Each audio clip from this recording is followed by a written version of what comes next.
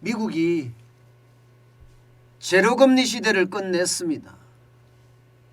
쉽게 말하면 이제 0에서 0.25% 하던 미국의 기준금리가 0.25% 더 올랐다는 이야기예요. 그러면 0.25%에서 5%까지가 미국의 기준금리라는 거예요. 3년 3개월 만에 금리를 올렸습니다. 와, 이거는요, 어떻게 생각하면 이제 금리를 올리는 신호탄이라고도 이야기할 수가 있습니다. 실제로 말입니다. 미국의 중앙은행이죠. 연방준비제도 이사회, 여기에 제롬 파월 의장은요, 금리를 앞으로 계속 올리겠다는 거예요. 얼마나 더 올리나? 6번은 더 올리겠다는 겁니다. 이미 한 번 올렸으니까 6번을 더 올린다는 이야기예요.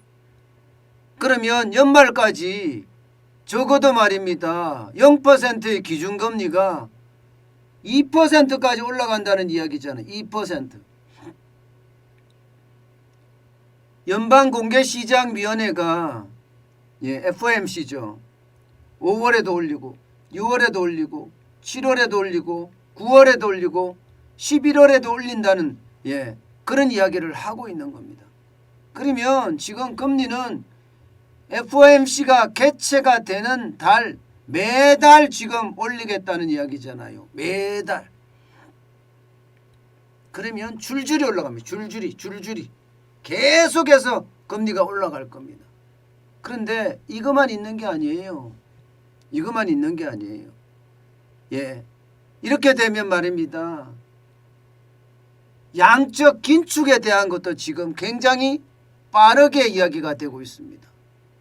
여러분도 알다시피 미국은요, 코로나19가 터지고 나서 한 달에 120억 불씩 시중에서 채권을 매입을 했습니다. 채권을 매입한다는 것은 달러를 풀었다는 뜻이잖아요. 바로 이 부분 완전히 사물로 종료, 완전히 끝냈습니다. 이제는 매입을 하나도 안 합니다. 오히려 한 달 지나고 5월부터는 이제 지금까지 매입했던 자산들 있잖아요. 채권이라든가 부동산이라든가 이런 보유 자산을 매각한다는 이야기가 나옵니다. 5월부터 그것도 굉장히 빠르게 말입니다. 그러면 미국의 긴축의 속도는 굉장히 빨라진다는 이야기잖아요. 통화정책이 완전히 지금하고는 180도 다른 그런 모양새로 간다는 이야기입니다. 이렇게 되면 우리는 어떻게 될까요? 우리는 금리를 인상할 수밖에 없어요. 2월 달에 한국은행의 금융통화위원회가 개최됐을 때 이때 금리를 인상해야 된다는 이야기가 많았어요. 그런데 그때 동결하고 지났거든요. 그렇지만 앞으로 어떻게 될 거냐? 지금 미국이 금리를 인상했잖아요. 그런데 5월에 올리고 6월에 올리잖아요. 그러면 0.5%가 다시 1% 가까이 된다는 거잖아요. 6월이 되면. 상반기 중에는 1%가 된다는 거예요. 그럼 우리하고 금리차가 1.25%니까 0.25% 차밖에 나지 않습니다. 그러면 우리는 어떻게 돼요? 빨리 금리를 올려야 됩니다. 안 올리면 한국에 투자한 외국인들이 빠져나갈 가능성이 굉장히 커지거든요. 안 올리면. 그러면 6월까지는 적어도 금리를 올려야 된다는 결론이 생기는 건가요? 한 번 더 올려야 된다는 결론이 생깁니다. 아니면 2번 더 올릴 수도 있고요. 한 번 더 올리는 게 정상 같은데 문제는요, 한국은행 총재가 3월 31일이 되면 임기가 종료돼요. 게다가 문재인 정부와 윤석열 정부의 어떤 갈등 때문에 자칫 잘못하면 한국은행 총재 없이 4월을 맞을 수도 있습니다. 이렇게 됐을 때 우리는 금리 대응 제대로 할 수 있을까요? 저는 이게 일단 큰 문제라고 보고요. 첫 번째 난관이라고 보고요. 문제는 미국이 계속해서 금리를 인상했을 때예요. 앞으로 6번 더 인상을 한다고 하면 우리는 어떻게 될까요? 우리도 그에 따라서 인상을 해야 합니다. 지금 현재 이주열 총재가 이야기하기는요. 연내에 1.75%에서 2%까지 간다. 이렇게 이야기하거든요. 그런데 연내에 1.75%에서 2%로 만족할 수 있을까요? 미국이 앞으로 6번을 더 올리면 2%가 됩니다. 2%가. 그러면 우리는 이거보다 더 많이 올려야 된다는 이야기가 되는 거예요. 지금 금리가 미국하고 역전 현상이 나타날 수는 없어요. 왜냐하면 우리 경기가 좋으면 다행이지만 내수든 수출이든 상황이 좋지 않거든요. 그렇다면 미국보다 우리가 금리가 훨씬 높아야 된다는 이야기인데 미국보다 금리가 훨씬 높으려고 그러면 미국이 연말까지 2%라고 하면 우리는 적어도 2.5%까지는 올라가 있어야 될지도 모릅니다. 지금보다도 훨씬 더 많은 금리를 올려야 되는 그런 상황이 올 수도 있습니다. 그렇지 않으면 한국에 있는 외국인들이 탈출할 거니까요. 실제로 외국인들은 많이 탈출하고 있죠. 거기에 대한 충격 아무래도 굉장히 감안을 해야 됩니다. 여러분 이렇게 됐을 때 2%가 된다고 하더라도 지금 1.25%보다는 0.75%가 올라가는 거고 2%보다 더 많이 올리려고 했을 때 지금 1.25%보다는 기준금리가 1% 이상 높게 잡힐 텐데 그러면 이자는 감당할 수 있을까요? 우리 가계부채 엄청나거든요. 가계부채가 작년 말 기준으로 1865조 1000억 원입니다. 이게 뭐 이자가 장난 아니게 올라간다고 이야기할 수 있습니다. 이거 버틸 수 있을까요? 특히 말입니다. 가계부채를 진 사람들 중에 말입니다. 약한 고리들이 몇 개 있습니다. 가장 약한 고리는 자영업자 고리예요. 자영업자는 지금 장사를 못해요. 신규 확진자가 50만 60만까지 늘어나는데 장사가 되겠습니까? 장사가 안 된다는 것은 돈을 못 번다는 이야기고 돈을 못 번다는 이야기는 원금이든 이자든 갚지를 못한다는 이야기예요. 그만큼 심각하다는 이야기고요. 여기에다가 청년들 부채는 괜찮을까요? 청년들 부채도 만만치가 않습니다. 역대 최고거든요.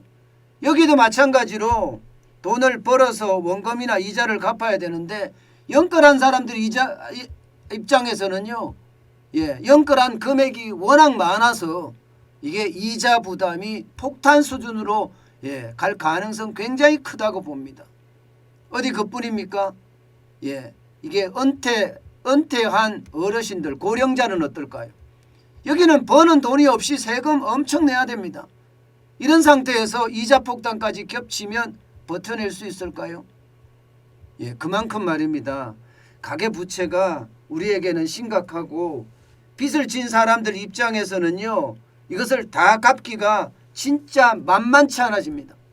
결국은 미국의 금리 인상 어떻게 생각하면 섬뜩할 정도로 빠르게 올라갈 겁니다. 여기에 대한 충격파 우리는 고스란히 떠안아야 되고요. 그 고스란히 떠안는 게 이자 폭탄입니다. 그만큼 말입니다. 이자 폭탄은 굉장히 무서운 속도로 지금 우리 곁으로 다가올 거고요.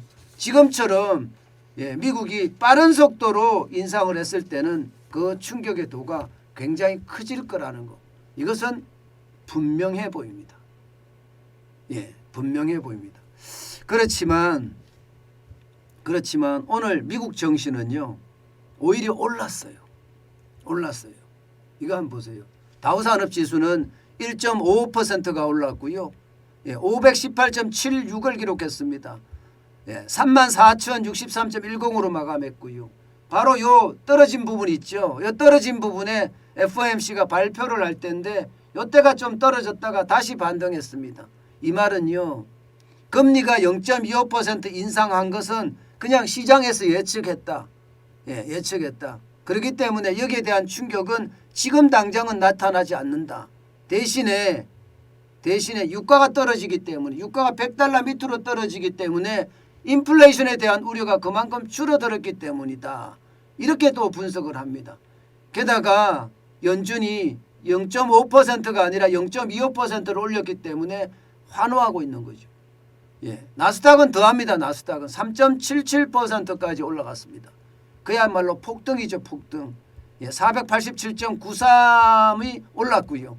13,436.5를 기록했습니다. 마찬가지로 나스닥도 똑같은 현상입니다. 그렇지만 이제요, 금리 인상이 돼서 실물에 반영됐을 때, 대출금리가 올라갔을 때, 그때부터는 저는 상황이 달라질 수도 있다고 생각해요. 국제유가는요, 지금 러시아와 우크라이나의 평화회담 분위기, 여기에 자극을 받고요. 게다가 중국의 도시 봉쇄령, 쉽게 말하면 공장이 셧다운되는 상태가 되니까 유가, 원유에 대한 소비가 줄어들 거라는 예상에 지금은 떨어졌거든요. 그러나 전체적인 현상은 이게 악재가 해소가 된 것은 분명히 아닙니다. 그렇기 때문에 시장의 반응은요, 지금 당장은 이렇게 인플레이션